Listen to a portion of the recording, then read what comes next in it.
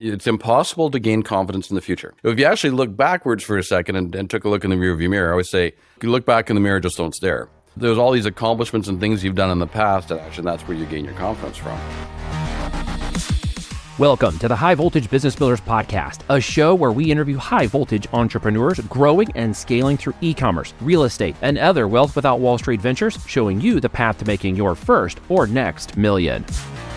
Folks, welcome back to the call. I have a special guest here today that we're going to be talking about all kinds of cool stuff. I had a really fun first call with Warren, and we got introduced through a mutual friend, and thought it would be great to have him on and just continue the conversation that we had started discussing in person. We talked about life and education and health and wellness and just thinking differently and focusing differently in life and in today's culture. And just I had a great time with his convo. And so I want to welcome him to the call today where we can actually record some of the conversation, maybe not all of it, because some of it's just for us, that you guys can listen into today. Welcome, dude. Great to have you here, Warren. Thanks for coming on, man.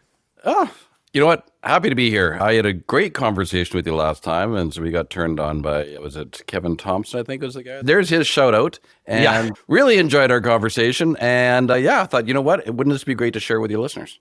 Yeah, well, maybe we should just start recording the first calls and just hitting record. So then it doesn't have that red light, deer in the headlight kind of thing that goes on with people. They're like, oh, the red light's on. Oh, act all professional. That's not what we're here today. We're not going to act professional at all today, Warren. We're going to break it down and are we going to act unprofessional? That's the question. Yes, for 20 minutes at least. Okay. Yeah. All so right. go. I'm in.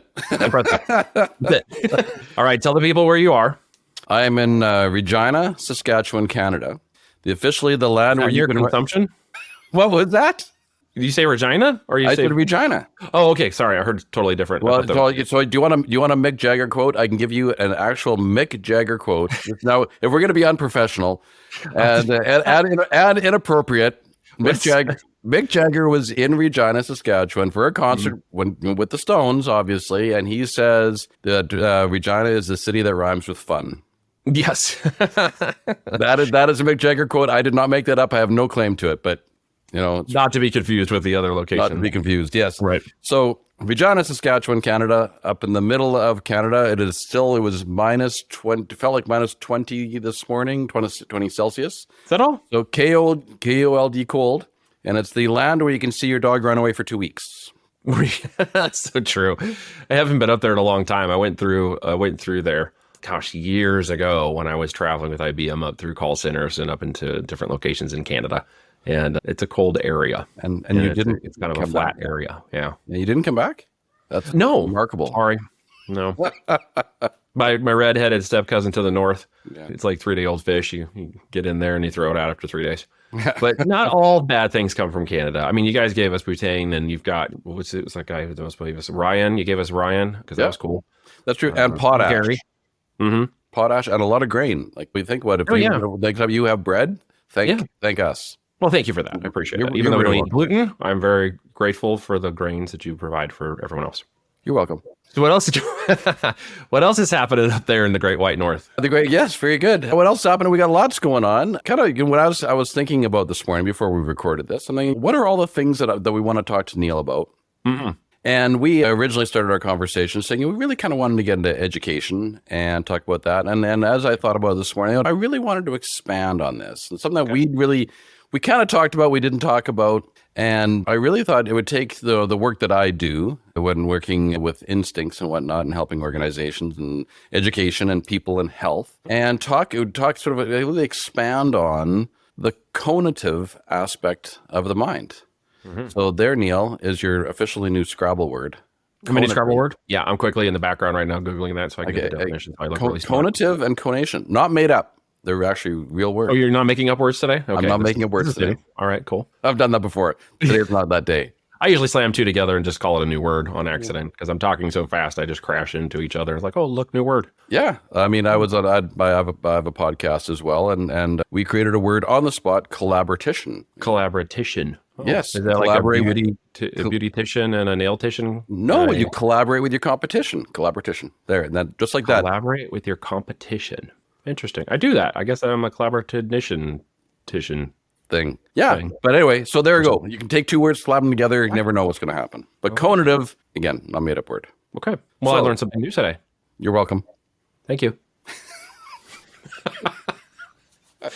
So for those of you who are still listening and haven't shut us off already, we did want to talk about education and its wealth and health and the benefits of all that. Because we're always like striving for rich, aren't we, Warren? Like everybody's like, I want to be rich. Because the concept there is I have done something really right, something somebody really likes that I did, which is also self-worth. And something that I've provided of some value to the world or community, and then by product or by chance, or by execution, I've now been rewarded with lots of money for that output. But you've heard the old saying, health is wealth, right? And what do we define wealth versus riches as? What do you define them differently as? I define, I think wealth, riches, and all those things, I define them as, I look at it very holistically. That's how I see it. And so when I look at things like money as an example, wealth, to me, all it does is just provide you with opportunity. Yep. Simply, that's it. Just provides you opportunity. So the more the wealth you have, the more opportunity you have. The more opportunity you have, the richer your life gets. The richer your life gets, and again, contribute to others, circles back. It's just a big circle for me. Can you be wealthy without being rich? Yes. How do you do that? I think that wealthy, it depends how you want to look at it. I think if you look at wealthy from an aspect of from an emotional standpoint of joy, emotion, feeling good, feeling happy, contributing to others, being of service. Yeah, I think that's wealth. So it's not. We always put it in a monetary concept, and I think it's much bigger than that. We do, and the same thing with profit or money or finances. Those are typically things where we expect to be the rewarded visual or tangible outcome of an activity that we do, right? So it could be some giving or some exercise, some education or something, and then you value that effort on whether or not you got paid for it, right? Right. And that's typically how we determine value and worth in society, isn't it? Yes, pretty much. I think that's actually bang on.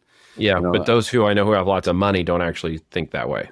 Give me more. I'm gonna question you back now. Well, now their struggle is for wealth because they fought for the riches, yes, right? They went for the glory and they skipped the wealth. And I had a gentleman on here the other day who gave us a better example than one that I can give personally. So I'll borrow his. It was Kyrie, and he had talked about how he had interviewed 1,000 people, and one of those guys he interviewed was worth about $485 million. He was rich. He had no wealth.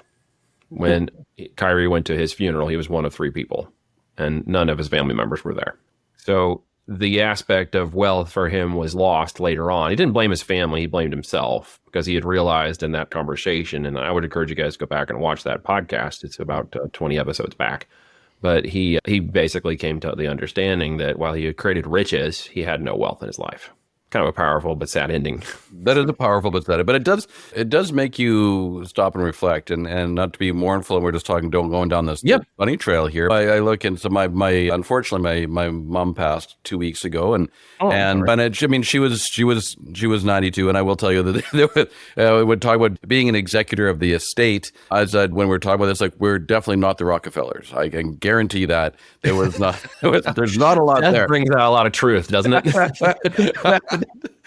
But I will say though, it really on those points like that, there's when as life ends for some people and things then they have shifted and changed. It really does make you stop and actually really reflect. It really stops you in your tracks. Yeah. I think we get carried on so much with life, and we're busy and everybody's doing things.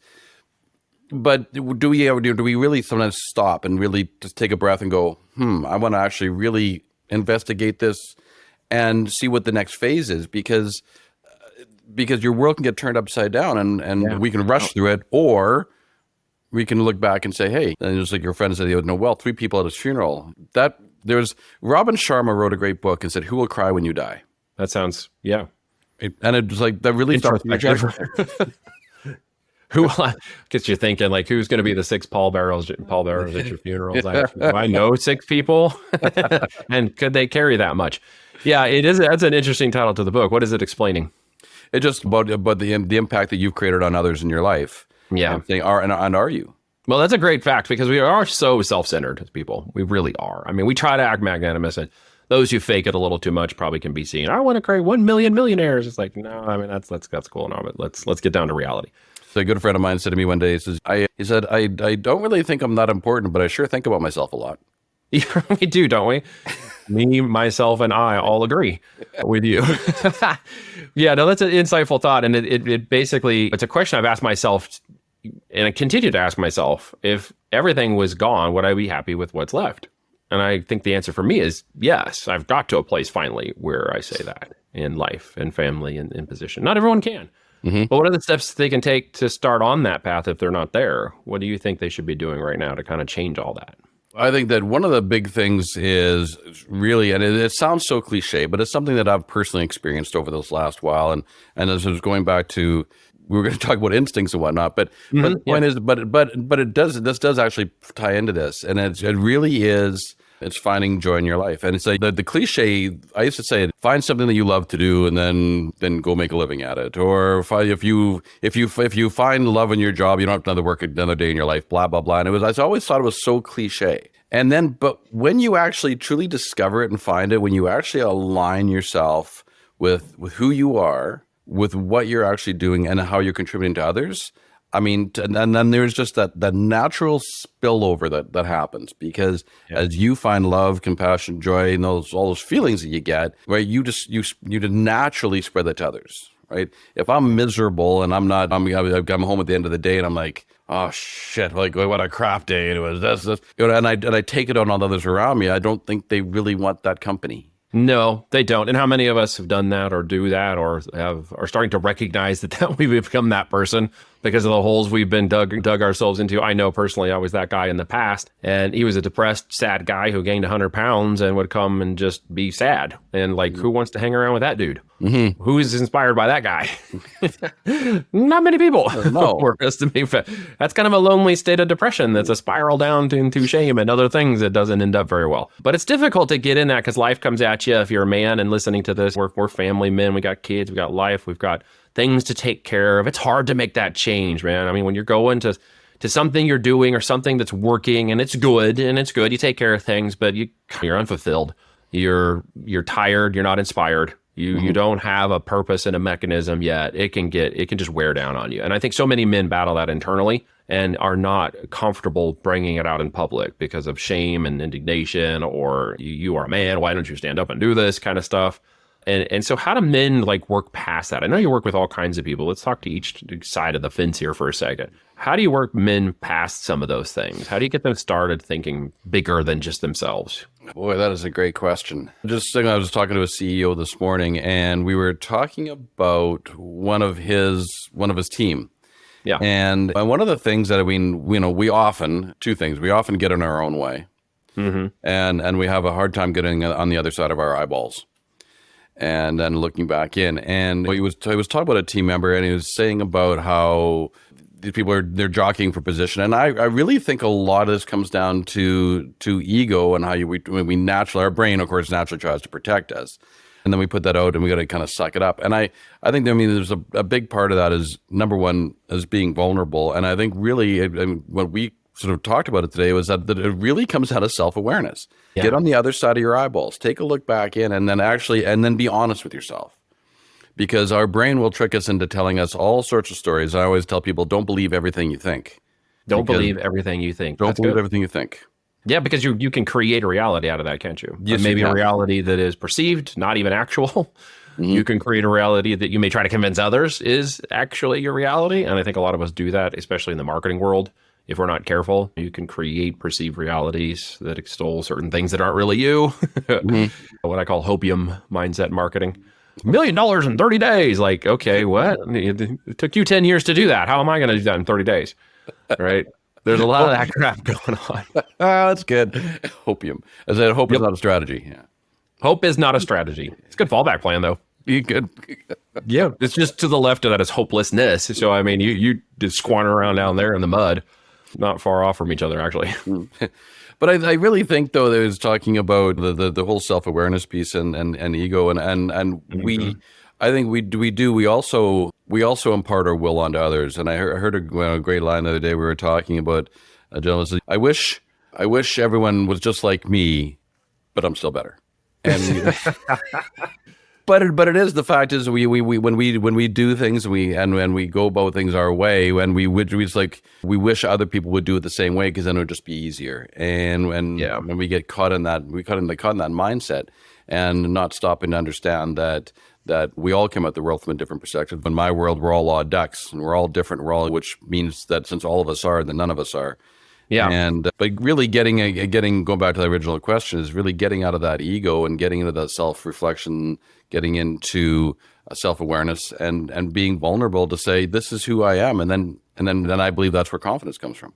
Well, it does, because confidence is not something you just can convince yourself to be confident.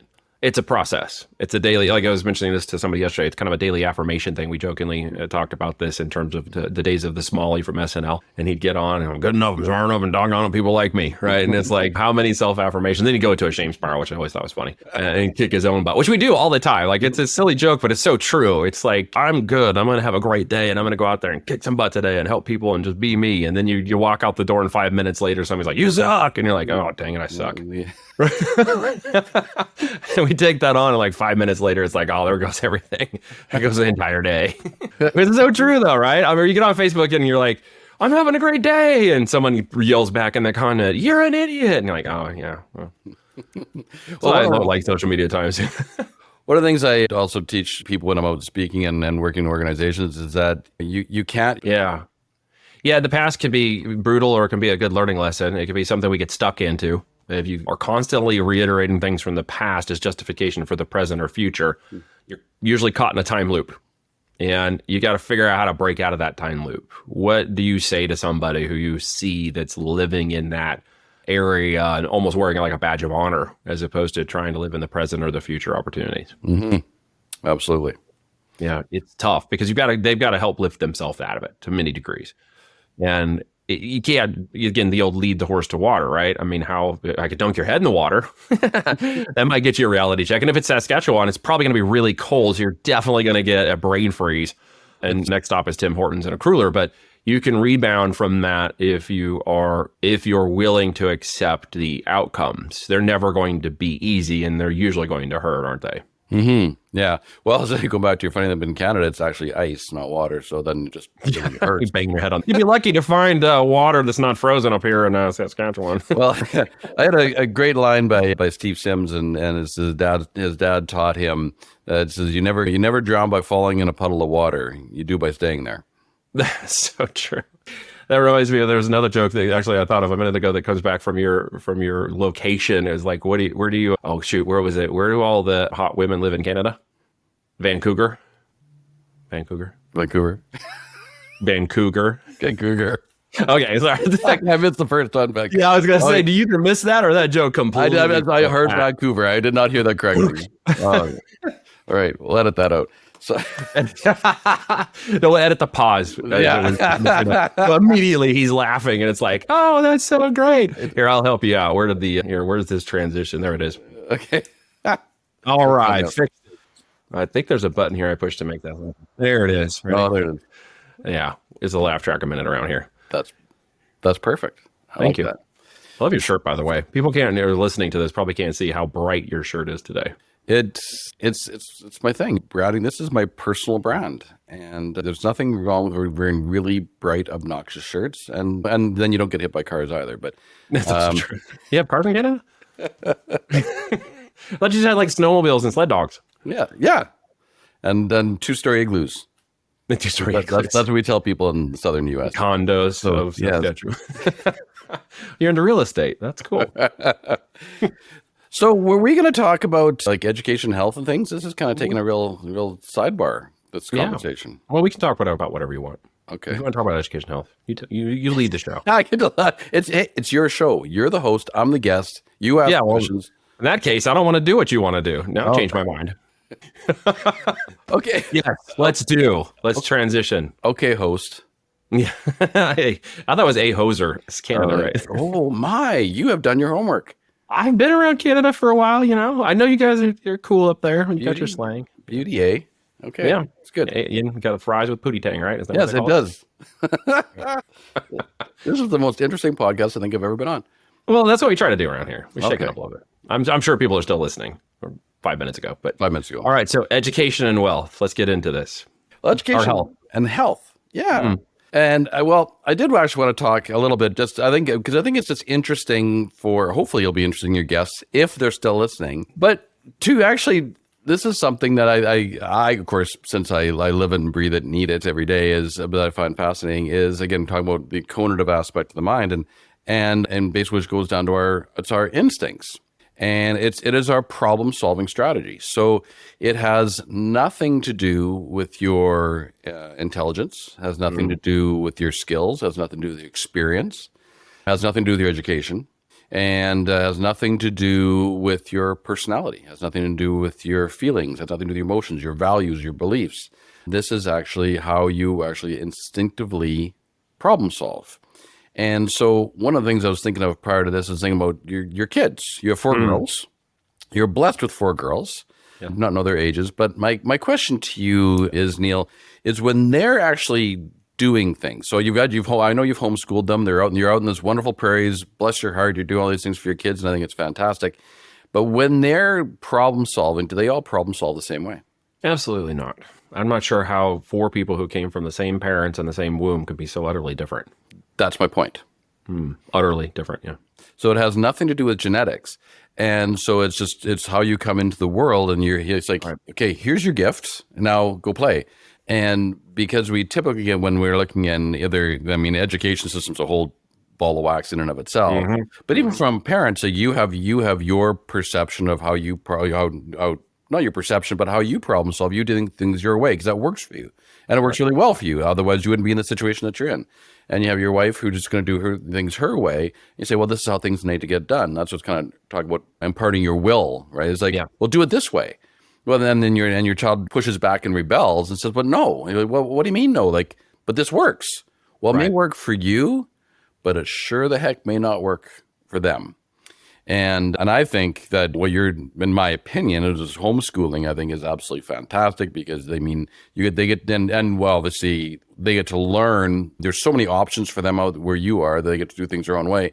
When you put them into a school system, air quotes system, and everything goes into a box. And I have my own personal experience with this is that I did not fit well in that box in school. It did not work well for me. And I can say that for my son as well. And because everything needs to be done the same way, this is how it has to get done. And I completely disagree. And with your kids, they'll do things differently. You have, I guess, the hopefully the awareness and the option to be able to supply that for them. Where in school, a lot of times they do not have that autonomy.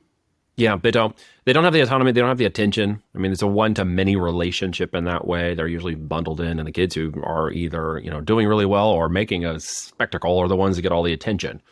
So in this way, because they are going to get more one-on-one tutoring, we can adjust curriculum, we can adjust thinking, we can adjust outcomes, we can adjust expectations, we can adjust ideas to the individual child.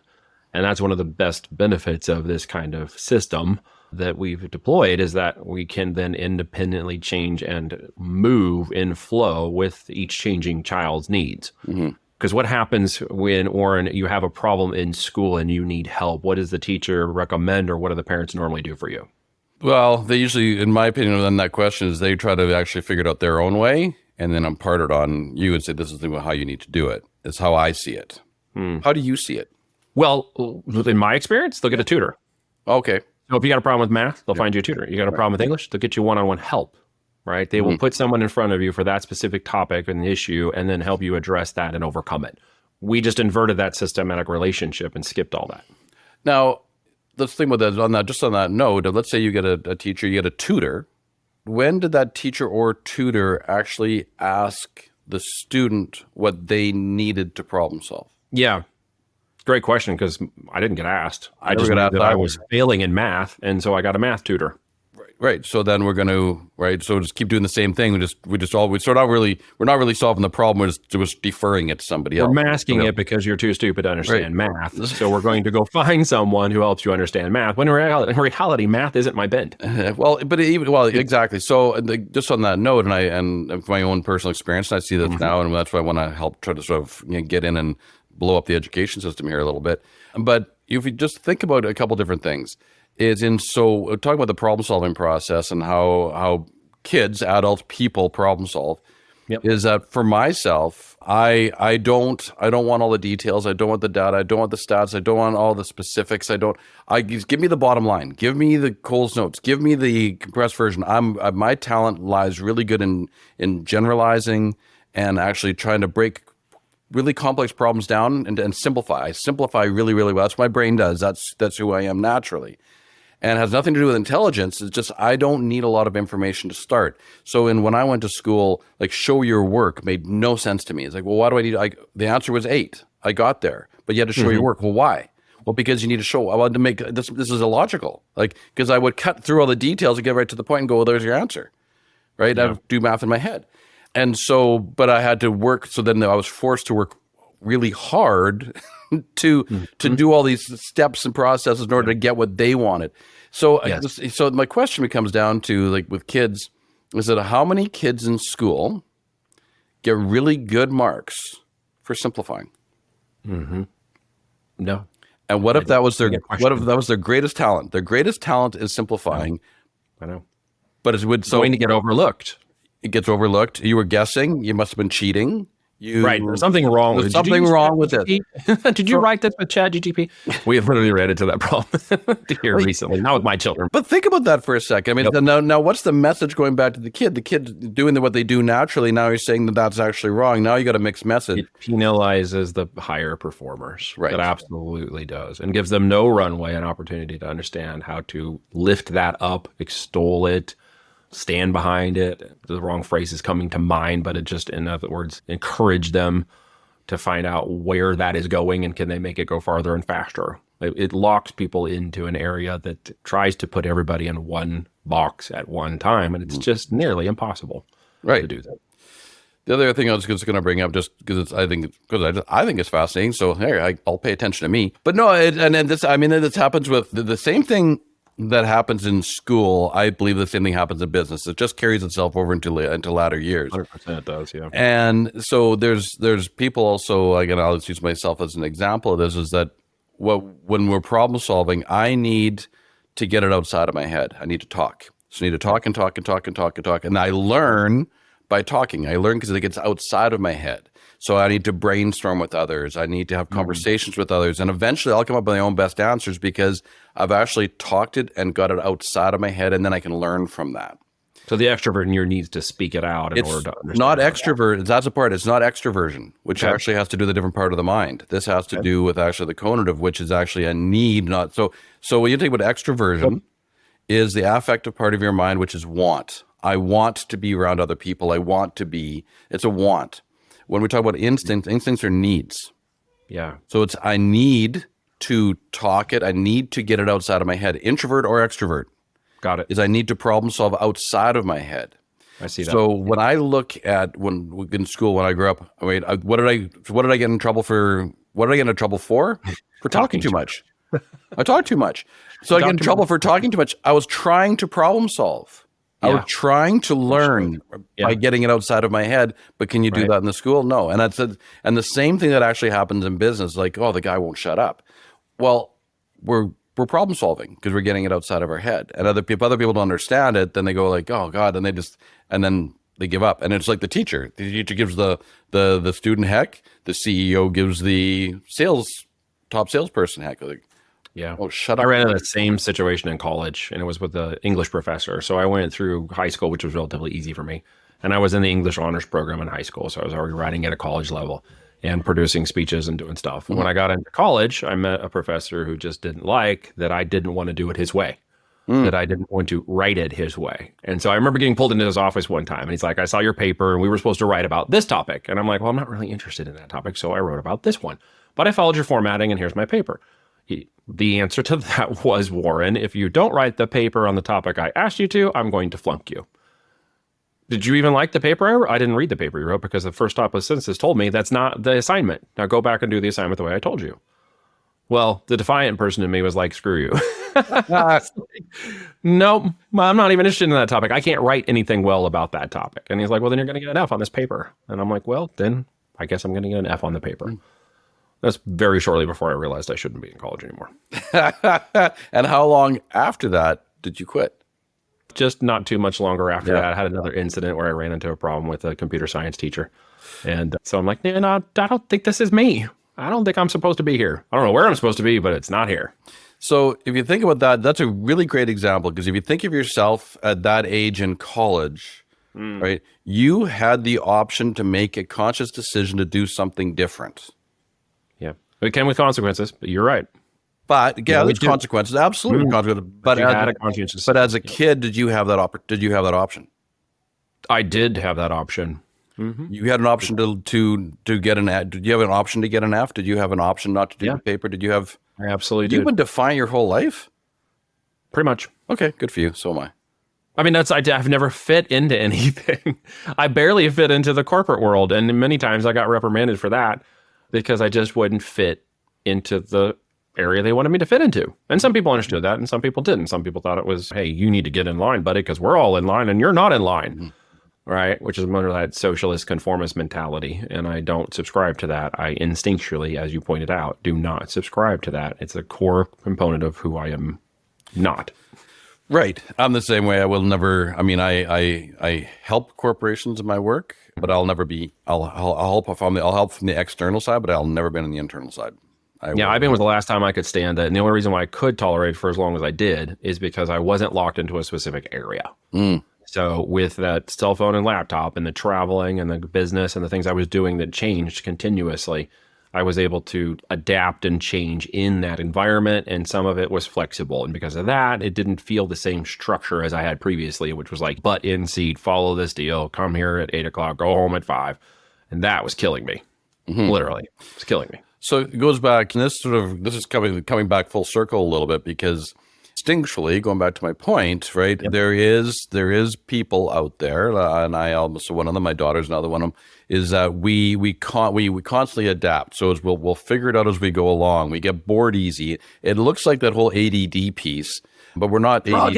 Yeah, but we're changing from one thing to the next really rapidly. But we're nonconformists, and I find most entrepreneurs are nonconformists, and they sit in this. That is correct. And as soon as you try to put them into a system, they come out guns a-blazing. Now, this comes back to my point where you're saying about wealth and riches and how this conversation started, and saying about having that self-awareness piece.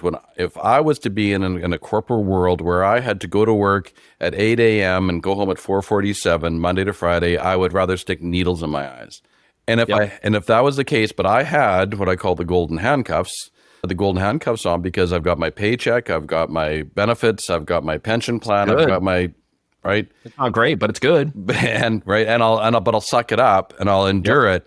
But then I can guarantee you'll take that energy that you have there and you will take it home with you, because you take yourself with you wherever you go. And the people around you are going to pay the price for your unhappiness. Which I'm a walking example of that, because I ruined a marriage. I was an unhappy guy who got caught in that situation and just became a depressed, unhappy person. And I was no fun to be around.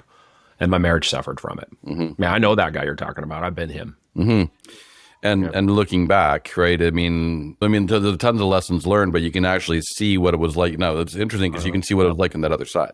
Yeah. Oh, no, I can totally see what I just, at that point, it was so difficult and struggling in that mindset and that situation to pull myself out of it and try to regain some identity of who I really was. It's very difficult to get to the great side that we all believe is there. We know it's the promised land out there in the distance. But it is such a sludge and such a grudge to go through that and just feel like you're being constantly pulled down at every angle of your life, and personal emotion and business and finances and personal interpersonal relationships and all this stuff that just feels like it's just pulling you back constantly like quicksand, right? It feels so difficult to struggle out of that. Yeah, absolutely. It is very difficult. May I ask you a question did you have a defining moment? Did you have a turning point where you changed your mind? May I ask what that was? I came back from a trip one day and met up with my ex-wife, and for some reason I just felt the urge to go look at her cell phone, and that pretty much wrecked my world. Yep. And so while I was traveling, so was she. Okay. Then that was a defining moment. From that point, it just everything shifted and just spiraled out of control for a while. Right. Yeah. And it forced me to change. It was a dramatic change moment. And I know we need that sometimes in our lives, and it doesn't always have to be that bad.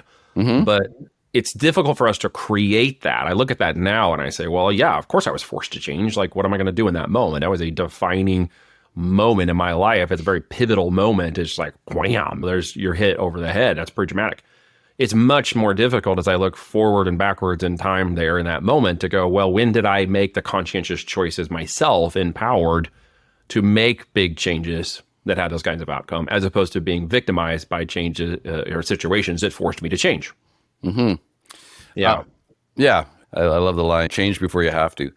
So now when you made that shift back into sort of, that was obviously a very pivotal moment, and it was pretty dark and gloomy. I'm sure it was not very, you weren't a lot of fun to be around, but there was a time that you found the other side of you that was you. And absolutely.